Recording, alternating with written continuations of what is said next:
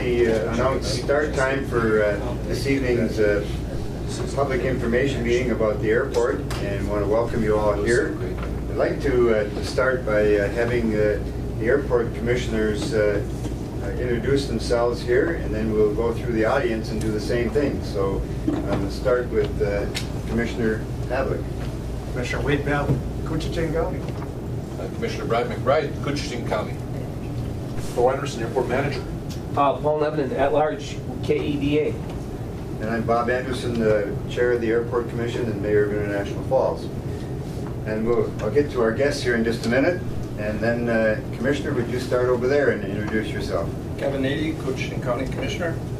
I'm Bob DeGrosse, resident superintendent at Voyageurs National Park.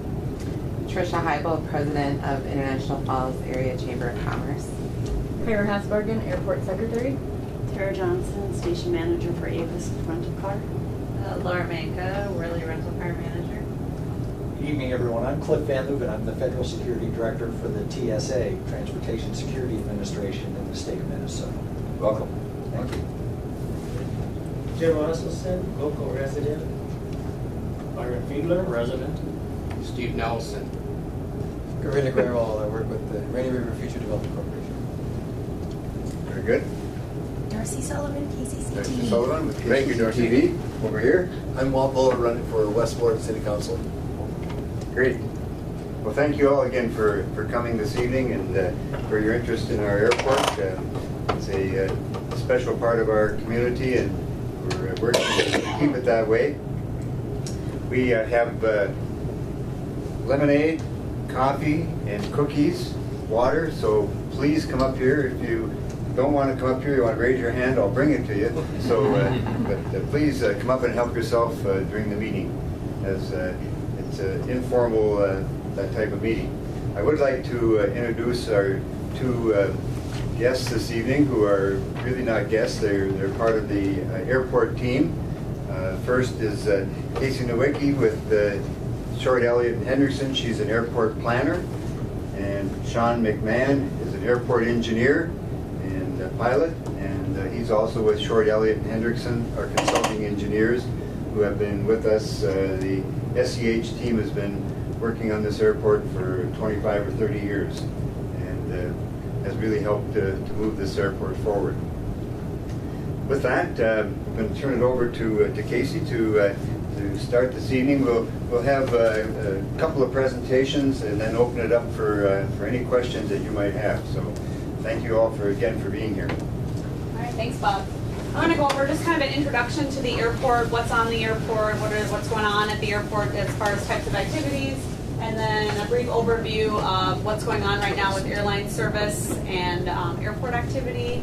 And then after I'm done, Sean's going to talk a little bit about the ongoing terminal project, and then take a deeper dive into the kind of the next piece of airport redevelopment, which is the runway and taxiway reconstruction.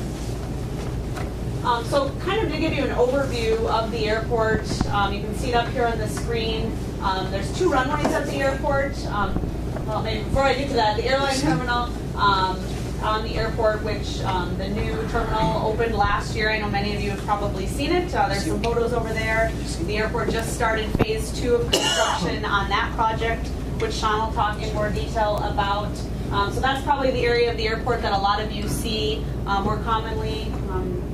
And then the main runway, runway 1331, which is kind of the area in blue along with its taxiway. This is really the main kind of heart and soul runway of the airport. This is the runway that the airlines use, the larger jet traffic. This really does receive the vast majority of the activity at the airport.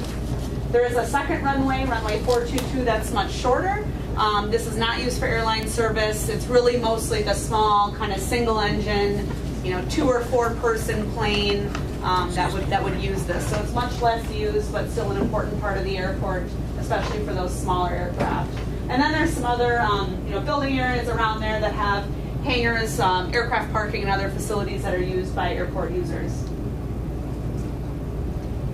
So kind of what the airport is going into, you can kind of see we've got some language on some of the materials here. It's a time of renewal, reconstruction, revitalization. You've seen that a lot with what's been going on with the terminal and now moving forward into the runway and taxiway projects.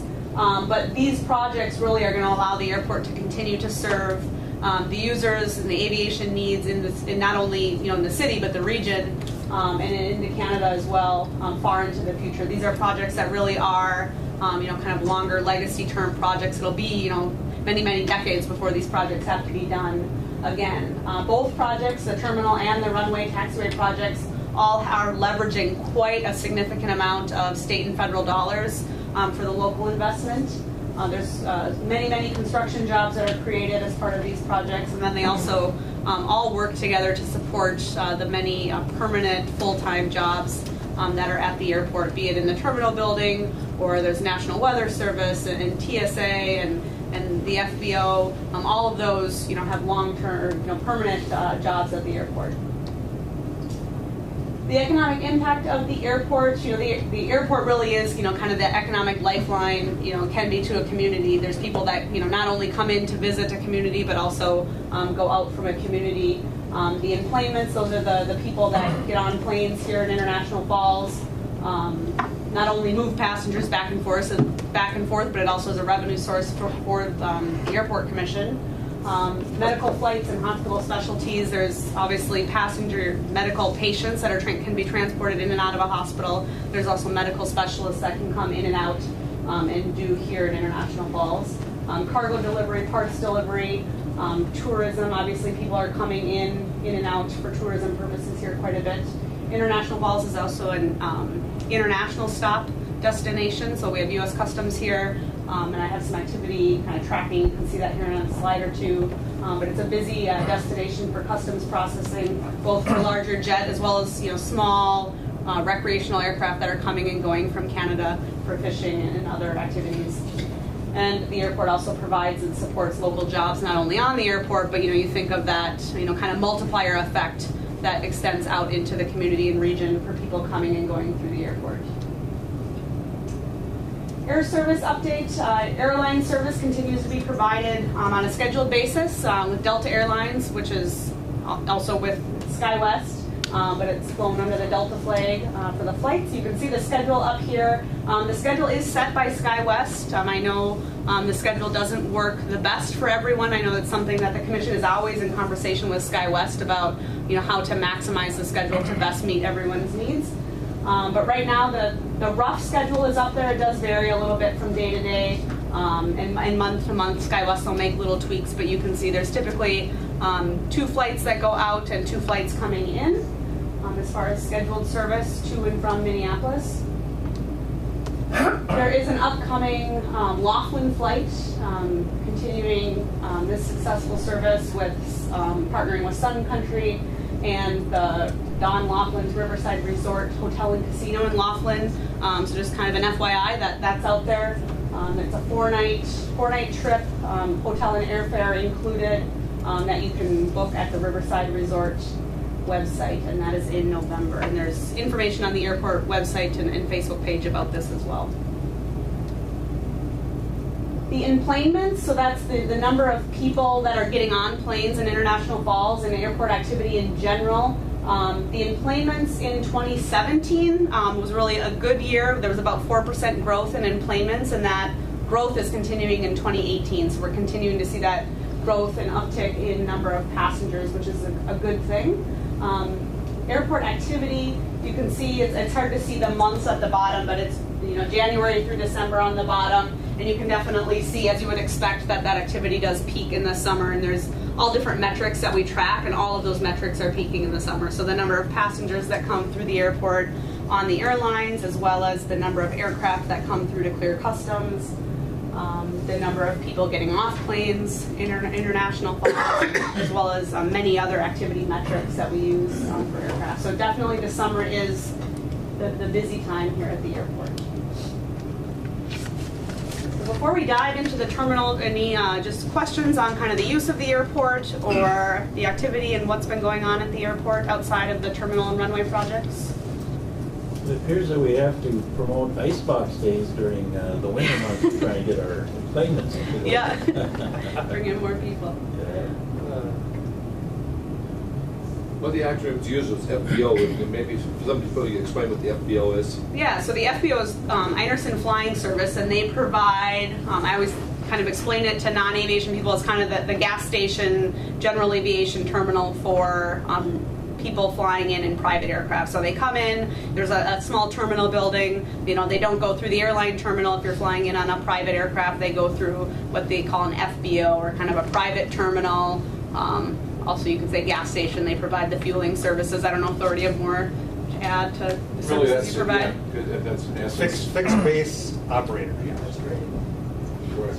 And they are under contract to the Air Force Commission for a fixed term, correct? And you bid your service. And so it's competitive, and they've been great for the community for years and years. Yep, and in the case of this airport, you're also providing the airport management services. Yes, that is correct, and I appreciate you trying to front. It's really it's truly a team effort that we couldn't do without the airport commission and working together with the groups. So, in essence, you're very accurately description. It's a glorified organization. Yeah. Even though the airport commission's a shaky one, she's being pretty nice. The camera's on. All right, so I guess I'll turn it over to Sean to talk more about the terminal. Sure. So there's construction-wise, there's been quite a few improvements at the airport thus far, and things are continuing to stay busy. Over the next couple of years, there's going to be quite a few projects, and this portion of the presentation is to talk about kind of what's happening and what to expect from a construction side and what's coming next. So I wanted to recap phase one of the terminal. Everyone see, pass the chairs or move it over. Help to move it over there. No, it's good right there. Okay. So the phase one was recently completed. We were able to install a new terminal building while maintaining air service, maintaining you know ticketing and baggage claim and all those operations while it was under construction. Almost a year ago now, it was open, so we have the new facility that is serving that need. So we have a few photos. You can see a few of the boards there. But it basically, probably from what we've been hearing from the community is that the jet bridge service is probably one of the key features that this new terminal provided. So basically enclosed boarding all the way. That's always nice in the wintertime. And before you had the aircraft on the ramp and you had to go outside and brave the slick apron.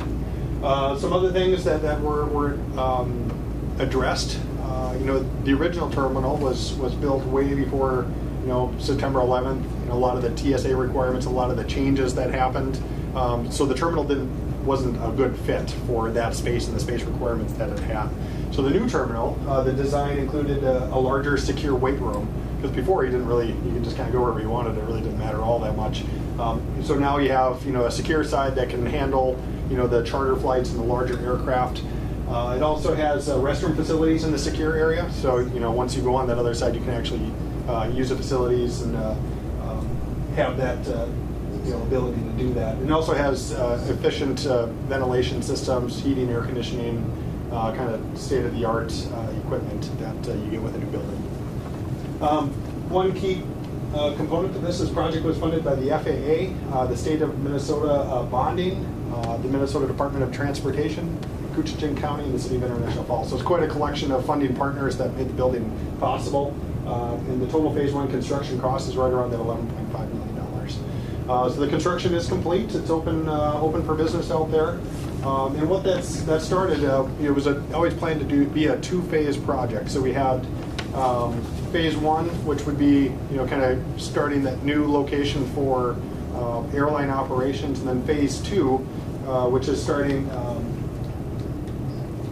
kind of more of the kind of the office space and the international travel, the customs and border protection space for that. So here's some key details for phase two. Again, it's just a little larger footprint to house a floor plan to help some of the essential tenants around the airport. It also it's key to note that during phase two that there's no impact to the air service. That's going to continue as scheduled as it has in the past. And Construction progress is underway right now as you speak. If you've been out to the airport, you're obviously aware that the walls are tipped up. They're using precast panels, so they're going to get that enclosed here soon before winter is coming. And obviously with the temperatures falling, we're not far away. So this is just a floor plan of the terminal facility. So this blue area was what the footprint looked like originally before any construction was done. What phase 1 completed was that. So they were able to keep the blue area mostly in operation while they built phase 1. Once phase 1 was open, they were able to move all the essential ticketing and baggage claim operations, security checks over to the phase 1 terminal. And now what we're working on is the phase 2 portion, which again is that office space and then international travel customs processing.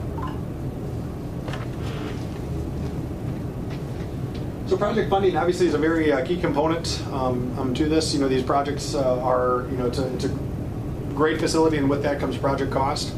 This project was able to really leverage a lot of different funding partners with that. The Commission has been very fortunate to have support from the FAA, from MnDOT, from the state of Minnesota through the bonding policies, and then through the Department of Transportation. So specifically for phase 2, there's a $5.9 million cost. The FAA supported 3.2, and the state bonding bill supported 2.7. Locally, there's a zero impact for this specific phase. So it's a great investment from the state and from the region to really put this facility here. And it shows the importance that that the state feels on a transportation network. So before I get into runway reconstruction, I'd like to pause just for a moment to talk about the terminal project before we switch gears to talk more about runway pavements and taxiway pavements. Does anybody have any questions on the terminal portion, either phase 1 or phase 2, or what to expect? Go ahead. When is phase 2 estimated to be completed? So phase 2, it's underway now, and I guess I don't have an exact completion date. My guess is summer of next year. 2019. Yep. So it's, they're going to get it enclosed. They'll be able to work through the winter. It'll be heated space, so they'll be able to keep the construction going. So my guess is around the July timeframe. Could you go back to the? So phase 2 is primarily office space for the ancillary federal needs and everything. Correct, with the exception of the U.S. Customs and Borders. All when an international flight will come in, they have to be processed through the customs facility. There's secure rooms that should they need to do interviews and things that they have. And it's actually that space is prescribed by customs, so it's very there's very little leeway on the space requirement that was required by customs. TSA offices, the National Weather Service, and the airport. Correct. Yep. So there's quite a few tenants that will be housed in the space. So it should really serve the need of a lot of the users at the airport. Anything else? Okay, we're going to switch gears a little bit. So obviously the terminal is a very key component, and aircraft can't get to the terminal if they can't land on a usable runway. So right now the runway is nearing 40 years old, if you can believe that. It's gone through quite a few maintenance projects, rehabilitation projects, overlays over the last 40 years, and it's time. So it's the annual expenditures of maintenance dollars is getting to the point where it's just not cost effective anymore. So when you reconstruct your main runway, obviously there's impacts. And we've been going through, Casey through her planning effort has gone through basically a master plan study to look at how can we do this? How can we reconstruct these pavements, maintain air service, and allow the airport to operate as best that we can. So we have old pavement, and we have a 4-year plan to go through that. Again, there's runway 1331. That's the main runway. Once that's under construction, we have to phase it so we can still operate commercial service aircraft. Without that, we have little options on what you can do, because you have to work on the pavement, and aircraft need the pavement to land on.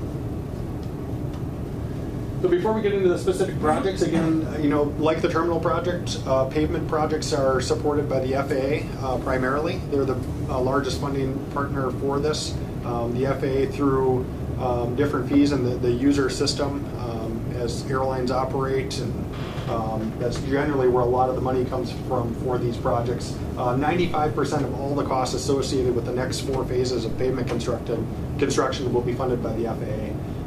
So for International Falls, that's in Coochin County, that's huge. That's a large percentage of a large value project that will be funded nationally.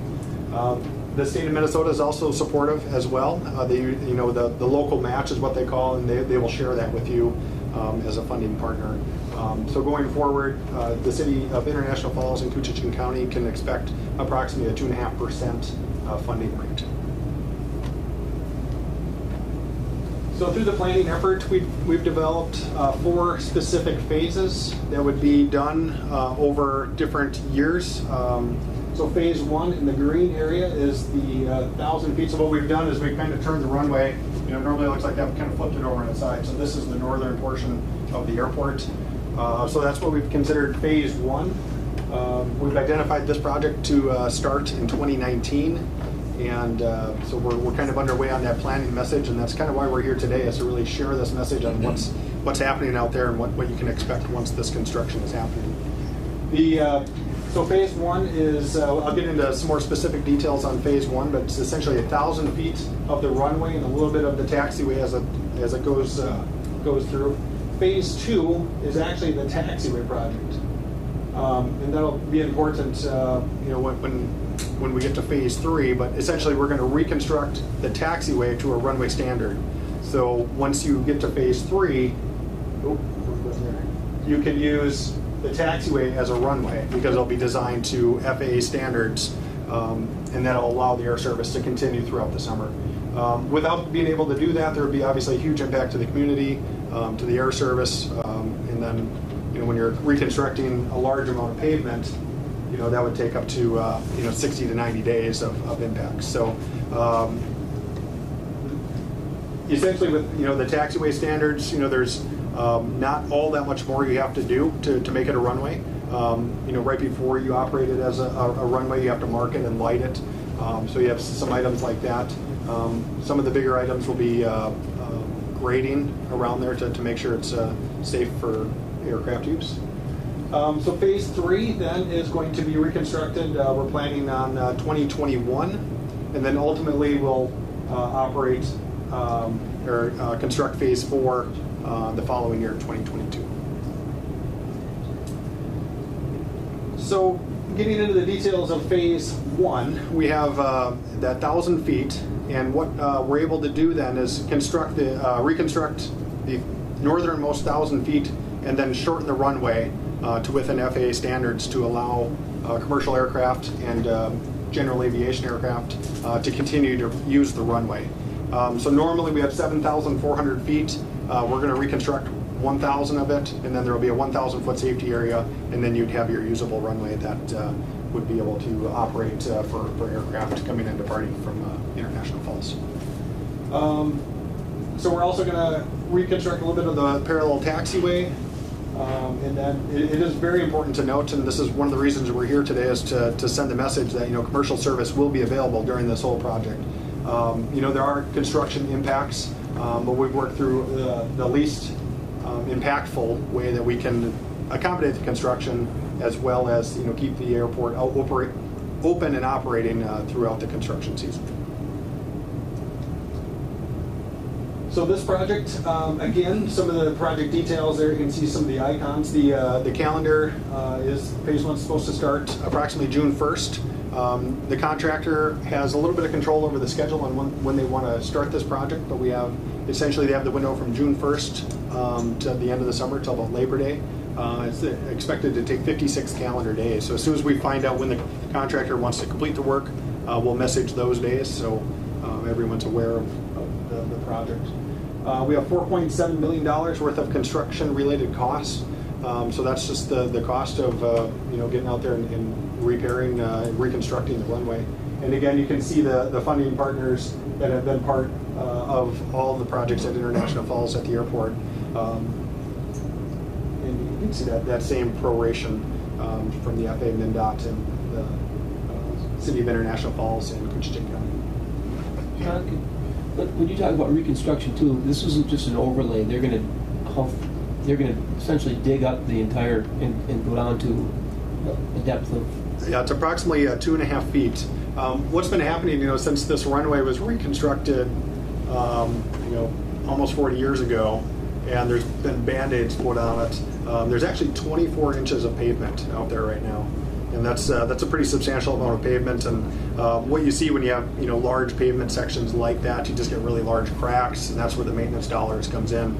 So all of that pavement has to come out, and then we're establishing basically a new sub-base with drainage, which I won't bore you with the engineering details, but water in your sub-base is usually what causes a lot of the issues with pavement. So we're going to be able to drain the pavement and get a product that will last for some time. So airline service will be available throughout construction. There will be, there might be some weather-related impacts due to construction, and that's just the nature of having construction on the runway. Sean, with that work being done on the north end, will we incur some movement of some of the ILS and landing issues? That's exactly right. I just kind of mentioned the weather impacts. The runway is supported by what they call instrument landing systems, ILSs, and the average passenger doesn't really understand all the infrastructure that goes on to making sure that aircraft can land at airports in all weather. But essentially what's happening is there's a big construction equipment in front of very sensitive equipment, and when that happens, the landing systems are no longer available. So during this construction season, those precision approaches will not be available to the runway. So I think that's where the impacts that the community will see is when the low cloud type weather. There still is instrument approach procedures through GPS procedures. So there's still ways for aircraft to operate safely in and out of International Falls. There will just be some impacts that with the weather that you get. That's the way it is. And with the timing of the project over the summer months, we're hopefully going to see a lot nicer days. Historically the weather patterns are a little bit nicer, so trying to minimize those impacts the best we can. And we're going to be restricted to daytime operation, daylight, as I recall. During the construction when we're using the taxiway? For the subsequent phases, yes. Although it would be available for night, I think that's a further study that we want to look into. For this operation, we're shortening that runway, but it'll be available 24 hours a day. Sean, can you go back to the schematic of the taxiway or the runway there? And so you do that first phase is 1,000 feet, and then what do you have to have some hundreds of feet beyond that now for safety landing zone, because the construction is happening there, so you got to set aside a little bit more. So at 7,400 feet, that takes the first 1,000 feet takes it down to 6,400, and then you're looking at going down a few hundred more feet. Yep, that's exactly right. In order to make sure that the aircraft are operating safely, which is the airport's intent and the FAA's intent, the threshold, which is normally here, is going to move 2,000 feet to approximately there. So when airplanes are landing, they're aiming from this point, which gives them about 1,000 feet of a safety area, which is the FAA requirement. So can they land on that direction 1-3 or? Yep, absolutely. Yep, they can land either direction. Yep, they have the required landing distance to operate, and they can operate either way. So they'll have the safe. If they're landing to the north, coming this way, they'll have this. Their stop point will be right there, and then they'll have a 1,000-foot safety area, and vice versa. They're landing here, so they have a 1,000-foot safety area before they land. Even no matter the captain, IMEMS, or? Yep, SkyWest and different airlines and different airplane operators. Whether it's a charter aircraft or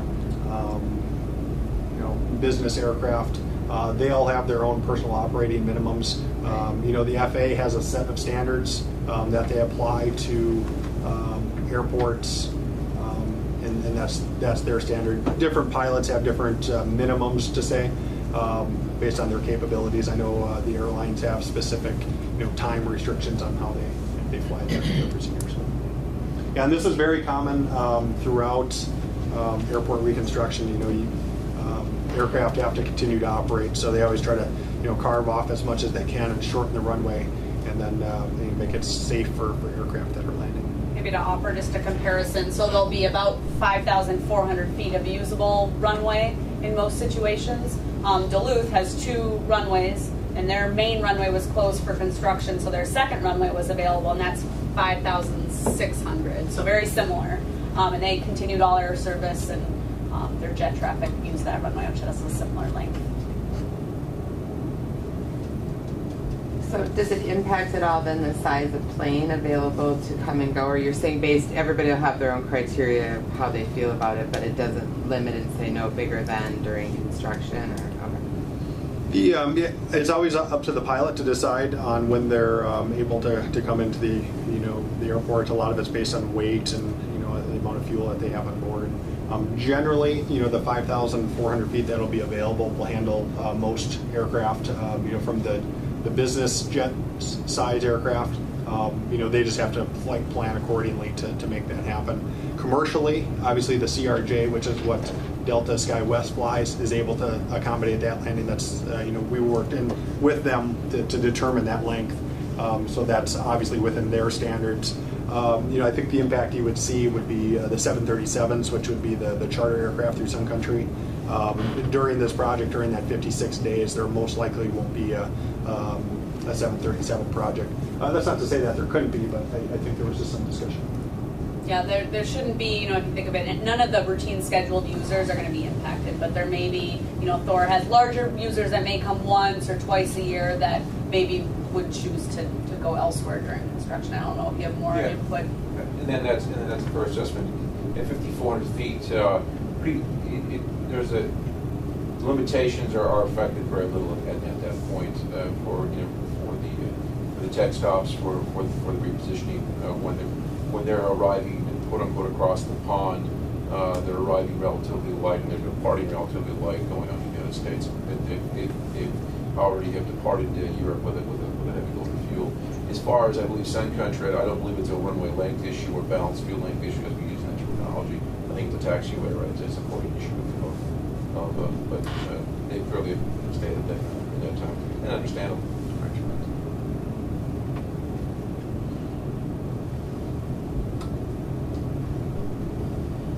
So that concludes a lot of the technical portion of the presentation. These are different methods that the airport has offered to communicate with. They obviously have a website that's available for use, and they're posting a lot of things on the website, so that's always available. They also have a Facebook account that they're giving updates on the terminal project, and as we go through the runway project, there'll be postings on Facebook. And then also on the sign-up sheet, as well as this email address, you're more than welcome to get on the distribution list for project updates as the projects move forward and some of these project milestones, when the runway shortens and different things happen. We want to get that word out and make sure everybody's aware of those changes. So please sign up for email distribution. We'll go back to the schematic again. Can you talk a little bit about the phase 2, the taxiway, and what will actually happen there? Sure. So phase 2 again is the reconstruction of the taxiway. So this is not happening next year. This will most likely be the year 2020.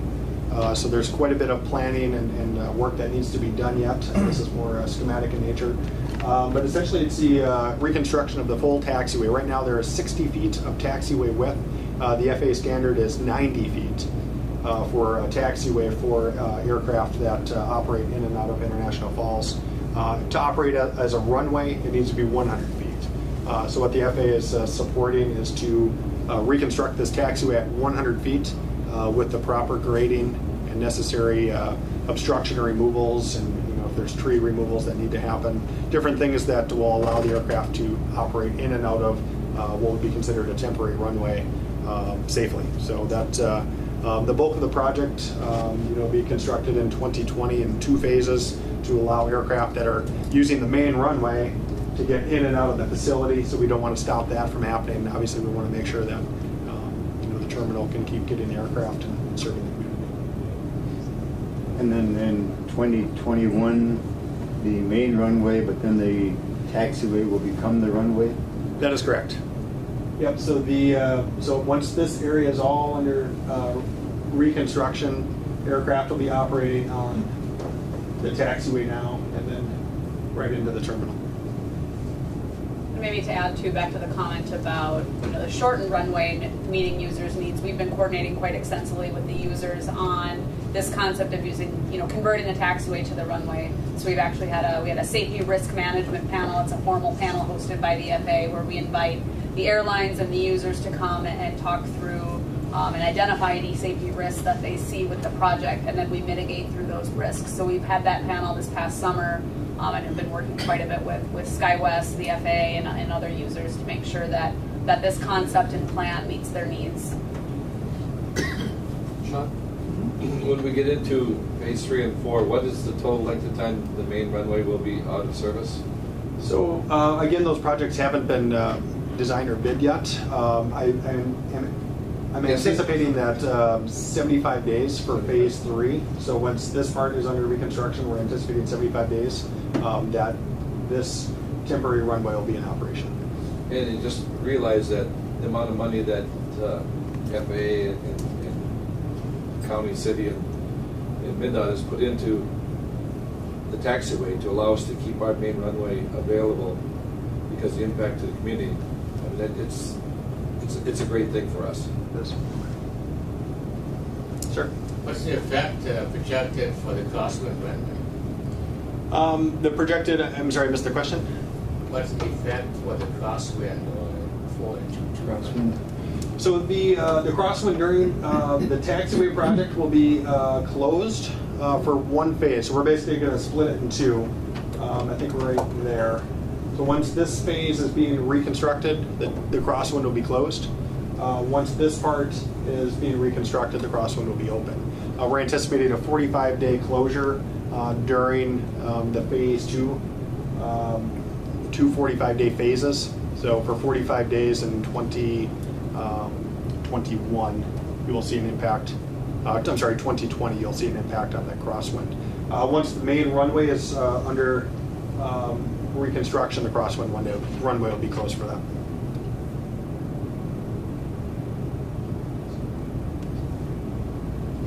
Any other questions? So, Sir? going back to that, what about the access from the hangars to the taxiway, either during construction or where it's being used as a runway? We so for those points, that has been identified as an impact. We're working through, I guess, concepts of providing temporary access. Whether it be out to this connector and out to the runway, depending on the specific phase. I think there may be periods of time when the aircraft have to relocate over to the apron or find alternate places to store just because you need to reconstruct. Turn around right there. This area right here. These hangars right here have the ability to kind of go out this way and work your way around. So there's some things that we can do to mitigate that. There's some things that we can do when we bid the project to require the contractor to provide access.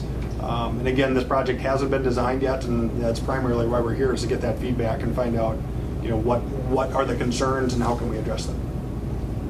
Sir? Maybe if you're looking at redesign ideas, you could finish the taxiway around the end of 2-2, where it meets the ramp from the taxiway in front of the hangars. On the north, it'd be on the northeast end of the taxiway. So specifically, yeah, it's a short strip. It's from the end of 2-2. Right there. Yep. Yeah.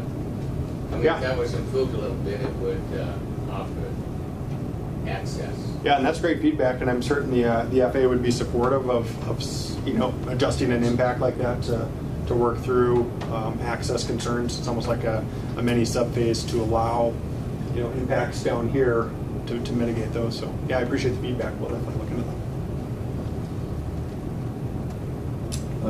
Maybe mention the weather balloon launch being an impact. Certainly. So with the temporary runway, we're meeting FAA requirements. With the FAA requirements, they have what they call a safety area. So you have your runway center line, and then 400 feet off of that center line, you cannot have any objects. So with that, for those familiar with the airport, there's the weather balloon launch facility that's operated by the Weather Service. That would be inside the safety area. So we're working with the FAA and the National Weather Service to relocate that facility further off the taxiways, outside of that safety area, so it meets FAA standards.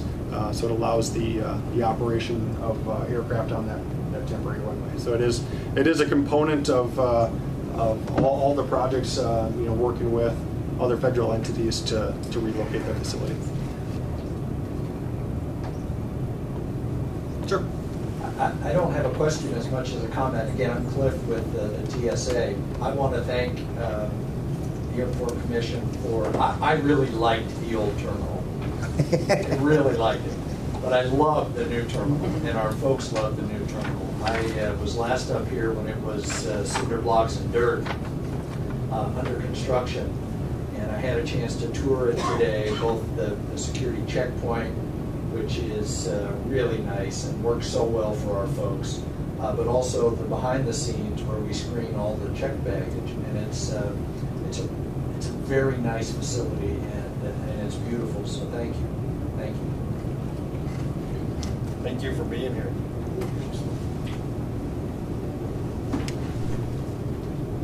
So I believe that's the completion of our presentation. We're here for some time now, so please walk around, look at the project boards.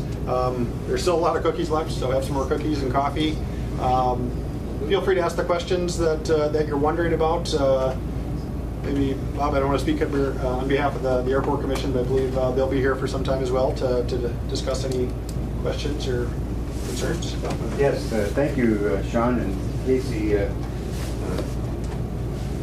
It's been a long time. I thank you for the kind comments about the terminal building. It took us from the day that the Airport Commission kind of decided to move forward with trying to seek a new terminal. It was 9 years till we completed it. So it was a lot of years in seeking funding and getting the designs and getting the construction completed. So it's been a good tale of activity. And now, as Sean pointed out, an airport is nothing without a runway, and so that's the next thing that needs to be rebuilt and put into good shape. And so that's what we're going to embark on over the next 4 years. And we're very fortunate. Koochiching County has been designated as a community that has extra need because we've had some losses of employment here, some economic activity that has declined. And so the Department of Transportation has given us a special designation, and that's why we're receiving the 95% from the Federal Aviation Administration for these projects. And that is very, very helpful. And along with the Office of Aeronautics, Minnesota Department of Transportation in St. Paul, and they're going to try to help us out with some percentage, hopefully 2.5%. That gets it down to a pretty small amount for the city and county to invest in infrastructure. So it'll be still a lot of work to do, a lot of design work by our engineers and planners, and we'll continue to work with the Federal Aviation Administration, the Office of Aeronautics in Minnesota, TSA, the National Weather Service, all those folks who play a key role in keeping our airport operating. So, and then tomorrow morning at 8 o'clock we have our regular Airport Commission meeting, so the Commission will be here, and and reviewing activities on Phase 1 and Phase 2 of the terminal, because we're trying to close out the Phase 1 project, and so moving forward with that, and then hearing the next steps that we need to take with regard to the runway and taxiway rebuild. So again, thank you all for coming this evening. If you want to ask questions, we'll certainly still try to answer them, or if you want to just come up and have coffee and cookies and look at some of the materials that the engineers and planners have put together, why, please do that. Thank you and have a good evening.